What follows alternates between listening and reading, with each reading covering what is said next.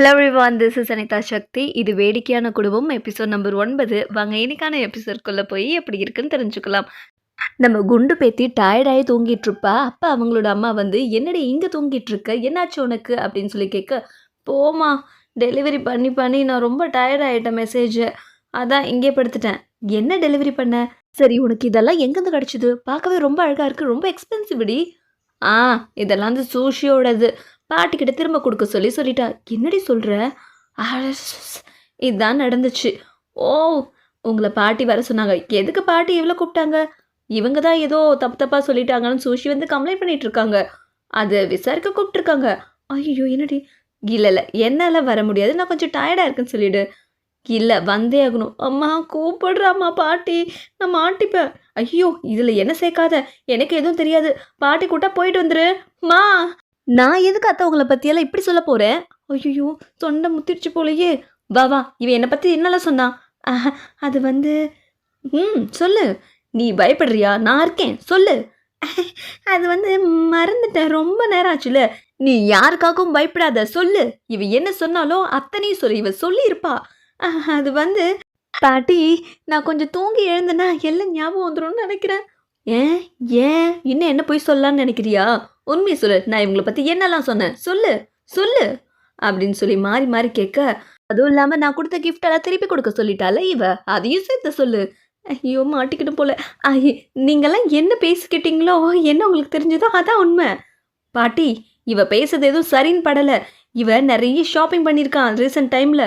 அப்படின்னா இவ மேலே தான் தப்பு, இவ்வளோ உரிச்சி எடு அப்படின்னு சொல்லி பாட்டி சவுக்கியே பனிப்பெண் கிட்ட கொடுத்துருவாங்க. பனிப்பெண்ணும் இதான் சாக்குன்னு போட்டு சாத்துன்னு சாத்திட்டு இருப்பாங்க. ஏன் விடுறி, விடுறி. இந்த பக்கம் தப்பிச்சு போகிறதுக்காக ட்ரை பண்ண பொண்ணுக்கு பனிஷ்மெண்ட் கிடச்சிருக்கோம். என் அழகான கை, சீக்கிரம் இந்த வேலையை முடிச்சிருங்க. ஓகே. இவ இங்கே எப்படி? அதுவும் இவங்க கூட உன்னால தான் நான் தண்டனை அனுபவிக்கிறேன். உன்னை இன்னைக்கு என்ன பண்ண போகிறேன் பாரு அப்படின்னு சொல்லிட்டு வீர ஆவேசமாக வருவா. என்ன அப்படி முறைச்சி பார்க்குற அப்படின்ற மாதிரி ஹீரோயினி பார்க்க டக்குன்னு அந்த பொண்ணு வணக்க வச்சு, உங்களோட திறமைக்கு நான் தலை வணங்குறேன், தயவு செஞ்சு இந்த இடத்துல இருந்து என்னை கூட்டிகிட்டு போகிறீங்களா? எதுக்கு? உங்களோட டேலண்ட்டை தான் நான் அப்போவே பார்த்துக்கிட்டேன், புரிஞ்சுக்கிட்டேன். அது ரொம்ப கஷ்டமாச்சு. நீங்கள் அப்படி சொல்லக்கூடாது. என்னை வெளியில் கூட்டிகிட்டு போனீங்கன்னா நான் நிறைய உதவி உங்களுக்கு செய்வேன். அதுவும் இல்லாமல் ஜிங் ரெஸ்டாரண்ட்டில் சூஷி எனக்கு மட்டும்தான் பயப்படுவாங்க அப்படின்னு சொன்னதை கேட்டு, ஏன் உனக்கு பயப்படணும்? ஏன்னா அவங்களுக்கு எனக்கும் ஆகாது. நான் எனி டைம் அவங்கள டிஸ்டர்ப் பண்ணிகிட்டே இருப்பேன், அதனால தான் சொல்கிறேன். சரி அப்படின்னு சொல்லிட்டு அந்த பொண்ணோட கதையை கேட்டுட்டு நம்ம ஹீரோயினி, நான் பாட்டிக்கிட்ட போய் உன்னோட விஷயத்தை பற்றி சொல்லிவிட்டு நாளைக்கு வந்து கூட்டிகிட்டு போகிறேன். நோ நோ நோ நோ, என்னை இப்போவே இன்றைக்கே கூட்டிகிட்டு போங்க ப்ளீஸ், உங்களை நான் கெஞ்சி கேட்டுக்கிறேன் அப்படின்னு சொல்லி கேட்டதுனால தப்பிக்கிறதுக்கு அதே செவத்து பின்னாடி வந்து, இந்த வாட்டி நான் கைவிட மாட்டேன், நீ இந்த செவத்து மேலே ஏறு அப்படின்னு சொல்லிட்டு ஹீரோயினி ஹெல்ப் பண்ணுவாங்க. நல்லா பிடிச்சிட்டு இருக்க சமயத்தில் நல்லா பிடிச்சிக்கிட்டியா அப்படின்னு கேட்டுக்கிட்டே நம்ம ஹீரோயினிக்கு தும்பல் வர ஆரம்பிச்சிரும். தயவு செஞ்சு தும்பிடாத அப்படின்னு சொல்லிட்டு இருக்கும் போதே நம்ம ஹீரோயினி தும்பி தொலைச்சிருவாங்க. அந்த சவுண்டு அங்கே இருக்க பெண்களுக்கு கேட்டுரும். யார் இது அப்படின்னு ஒன்று, ஐயோ நான் இல்லை, என்னை மன்னிச்சிடறேன், இதை நான் வேணும்னு செய்யலைன்னு சொல்லிட்டு ஹீரோயினி ஓடிடுவாங்க. அங்கே ஓடுறப்ப இங்கே பாரு அப்படின்னு சொல்லிட்டு அந்த பொண்ணை கண்டுபிடிச்சிருவாங்க. நீ திருந்தவே மாட்டல்ல, உன்னை நான் சும்மா விட மாட்டேன். இந்த பக்கம் நியூ ரெஸ்டாரண்ட்டை காமிப்பாங்க. அங்கே இருக்க நம்ம அங்கே இருக்க ஒரு போயமை படிச்சுட்ருப்பாரு. டீ பற்றின 7 லைனில் இருக்கும்.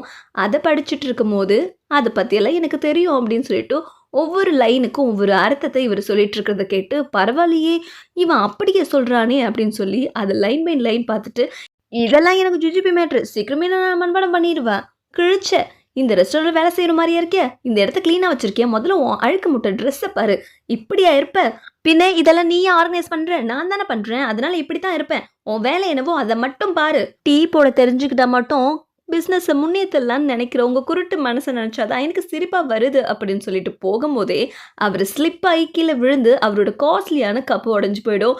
ஐயோ, ஏன் கப்பு எவன்டா அந்த தரையில் போட்டு வச்சது, அதனால தான் வழிக்கு விழுந்துட்டேன். இந்த பக்கம் செகண்ட் லேடியை காமிப்பாங்க. அவங்க காதில் குசுகுன்னு சொல்லிட்டு அந்த ஷாப்புக்கு ஒரு ஆளை கூட்டிகிட்டு வந்திருக்காங்கன்ற விஷயத்தை சொன்ன உடனே, அவனை போய் கண்காணி, அவனை கைக்குள்ளே வையே அப்படின்னுவாங்க. அவனை எதுக்கு கைக்குள்ளே வைக்கணும் எனக்கு புரியல, எதுக்கு? ஐயோ, அப்போ தான் அவங்களோட அப்டேட் நமக்கு நாளுக்கு நாள் தெரிஞ்சிட்ருக்கோம். இவளெல்லாம் வேலைக்கு வச்சுக்கிட்டு நான் முன்னேறின மாதிரி தான். சோபா, அவனை வைக்கிறதுக்கு ஒரு கழுதியை வேலைக்கு வைக்கலாம். கோச்சுக்காதீங்க, நான் முடிச்சிடுறேன். ஜின்கான் உங்களை விடலாம் எந்த அளவுக்கும் முன்னேற போகிறது கிடையாது. அவனை பற்றி நீங்கள் கவலைப்படாதீங்க.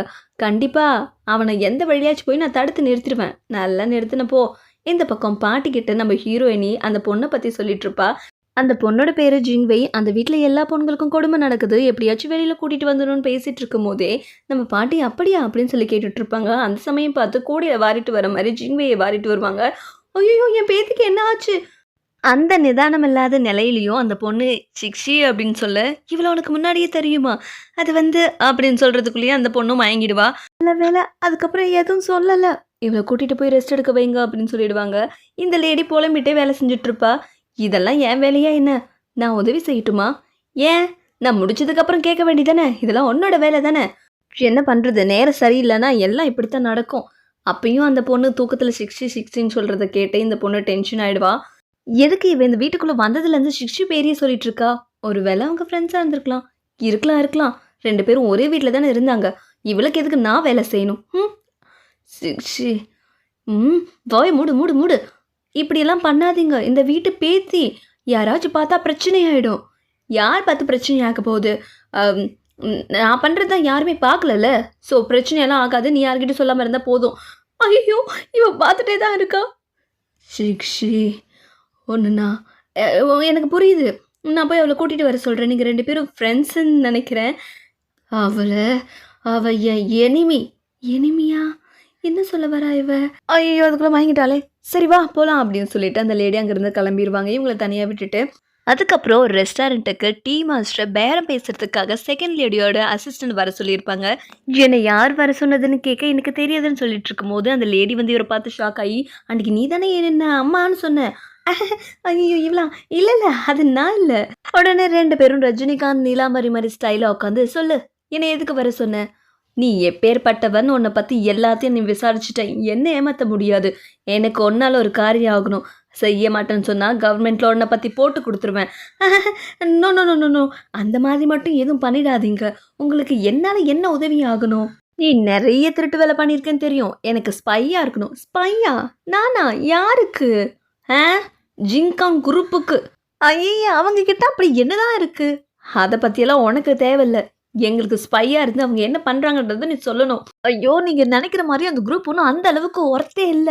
ஒரு டீ போட எண்ணெய், அந்த கப்ப தொடச்சி வைக்க கூட அந்த குரூப் லாக்கி இல்ல. அவங்களால எதுவுமே செய்ய முடியாது. நான் சொல்றத கேளுங்க. நானே எப்ப தப்பிச்சு போவேன்னு வெயிட் பண்ணிட்டு இருக்கேன். அதுவும் இல்லாம இன்னும் கொஞ்ச நாள்லயே அந்த ஷாப்ப மூடிருவாங்க பாருங்க. இங்க பாரு, உன்னோட கதைய கேட்க நான் இங்க வரல. நான் சொன்னதை மட்டும் செய், இல்லைனா என்னை கோச்சிக்க கூடாது அப்படின்னு சொல்லிட்டு அந்த லேடி போயிடுவாங்க. ஏன்னா ஊர் முழுக்க ஆள் இருக்கு, தப்பிச்சு போக முடியாதுன்னு சொல்லிட்டு போயிருப்பாங்க. யார் நம்மளை தடுக்க போகிறதுன்னு சொல்லிட்டு போக 2 ஆடியல் அங்கேயே இருக்க. இப்படித்தான் காவை காக்கணும், கண்ணும் கருத்துமாக காக்கணும். போக விட மாட்டாங்க போலயே. ஒரு பக்கம் ஜிங்வை மயக்கத்துலேருந்து முழிச்சுப்பாங்க. அவங்களுக்கு மெடிசன் கொடுத்துட்ருப்பாங்க. அப்போ நம்ம ஜிங்வை, "நீ எதுக்கு இந்த வீட்டில் வேலைக்காரியாக இருக்க?" அப்படின்னு சொல்லி கேட்க, "நான் ஒன்றும் வேலைக்காரியெல்லாம் கிடையாது. நான் ஒரு பெரிய இடத்துல யங் மாஸ்டர் கல்யாணம் பண்ணிக்கணும்னு ஆசைப்பட்டேன். என்னோட தலையெழுத்து இங்கே வேலைக்காரி நடிக்க வேண்டியதாக போயிடுச்சு." "அது சரி, நீயும் சிக்ஷியும் அவ்வளோ க்ளோஸாக என்ன?" அப்படின்னு சொல்லி கேட்டதும் டென்ஷன் ஆகி, "நீங்கள் எப்படி சிங்காங்க்கு அவளை கல்யாணம் பண்ணி கொடுத்தீங்க? அவளுக்கு என்ன தகுதி இருக்குது?" "ஓ, அப்போ உங்களுக்கும் அவளை பிடிக்காதா?" "அப்போவே நினச்சேன். அவள் ப்ரெக்னெண்ட்டாக இருக்குன்னு சொல்லி ஏமாற்றி தான் சிங்காங்க கல்யாணம் பண்ணிக்கிட்டா." "என்ன? அப்பேற்பட்ட தந்திரக்காரி அவ. இந்த வீட்டில் குக்கா தான் அவளை செஞ்சா." "குக்கா?" "ஆ." சூஷி கேட்கும் போது கூட எனக்கு அது தெரியும் இது தெரியும் புரூடா விட்டா. "அவ கேம்லிங் ஹவுஸை பற்றி தெரியுமா? அது பாட்டிக்கிட்ட நம்ம சொல்கிற விதத்தில் சொல்லி அவளை வீட்டை விட்டு வெளியேற்றிடலாம்." "வேணாம்." "ஏன் வேணான்றீங்க?" "இப்போ நீ சொன்னா வீட்டை விட்டு மட்டும்தான் வெளியில் போவா. அவளுக்கு மரணத்தை விட கொடிய வழியை நம்ம அவளுக்கு கொடுக்கணும்." இப்போத்துலேருந்து நம்ம டார்ச்சர் ஆரம்பம். "போய் கூப்பிடு" அப்படின்னு சொன்ன உடனே அந்த லேடி நம்ம ஹீரோயினியை, "உங்களை பாட்டி கூப்பிட்டாங்க." "என்ன கூப்பிட்டுட்டே இருக்கேன், காதில் விழல." "நான் தூங்கிட்டு இருக்கேன், தெரியல." "இப்படியெல்லாம் கூப்பிட்டா நீ வரமாட்ட. உன்னை ஜிங்வை தான் கூப்பிட்டு வர சொன்னா. அவளுக்கு சமைச்சு கொடுக்கணுமா நீ." "என்னது, ஜிங்வை முழிச்சுக்கிட்டாளா? இந்த வீட்டு பேத்து இல்லை, என்ன பயமாக இருக்கா?" "நான் எதுக்கு பயப்படணும்? அதெல்லாம் எனக்கு எந்த பிரச்சனையும் இல்லை." "அது சரி, நான் சமைப்பேன்னு அவகிட்ட யார் சொன்னா?" "நான் தான் சொன்னேன்." "ஏன், ஏதாவது ப்ராப்ளமா?" "நீ சொன்னியா? நீ எதுக்காக சொன்ன?" "பின்ன சமையல்காரின்னு தானே அவ சொல்லிப்பாங்க. இன்னொருத்தவங்க சொல்லி தானே தெரியும்." "இங்கே பாரு, அவள் ஒன்று சமைக்க கூப்பிட்டா, வெயிட் பண்ணிகிட்ருக்கா. சரி, சரி போ, போ வரேன் அப்படின்னு சொல்லிடுவாங்க.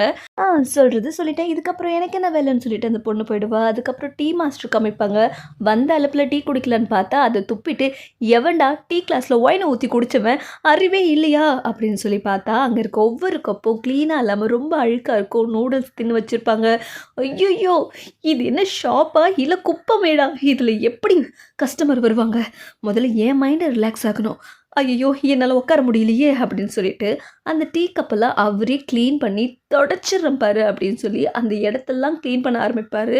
இந்த இடம் முழுக்க குப்பை மேடா தான் இருக்கு. நம்ம தான் கிளீன் பண்ணணும் போல அப்படின்னு சொல்லிட்டு நல்லா நீட்டா கிளீன் பண்ணி, உங்கள எவனாச்சும் கண்டுக்கிறானா? உங்கள மதிப்பே இல்லாம வச்சிருந்தா எப்படி முன்னேற முடியும்? அதுக்கப்புறம் கேண்டில் ஏத்தி வச்சுட்டு ரிலாக்ஸா உட்காந்துட்டு இருக்கிறத பார்த்த நம்ம ஹீரோ, என்னோட ஷாப்பா இது? இவ்வளவும் பண்ணி வச்சிருக்கானா? எதுக்கு இது பகல்ல எரிஞ்சுட்டு இருக்கு? ஏய் நிறுத்தாத! எதுக்கு அத நிறுத்துன? இந்த மாரி ஒரு ஃப்ராக்ரன்ஸே இல்லன்னா எப்படி கஸ்டமர் உள்ள வருவாங்க?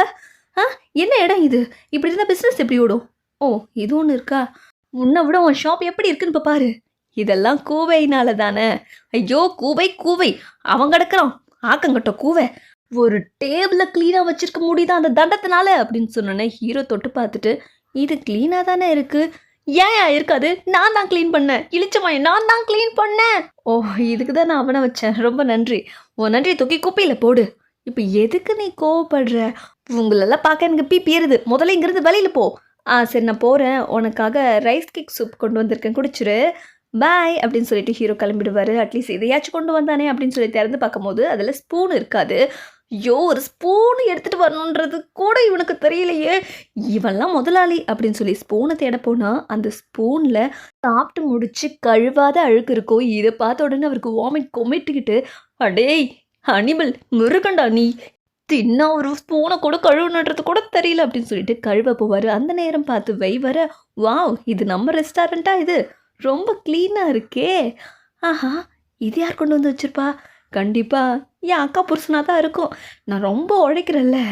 என் மேல மாமாவுக்கு எவ்ளோ கரிசனம்னு சொல்லிட்டு அத அவரு எடுத்துட்டு போயிடுவாரு. பின்னாடியே வந்து நம்ம டீ மாஸ்டருக்கு டேபிள் மேல இல்லாதத பார்த்து ஏமாற்றம் ஆயிடும். "இங்க தானே வச்சேன் அந்த சூப்பு. எங்க போச்சு?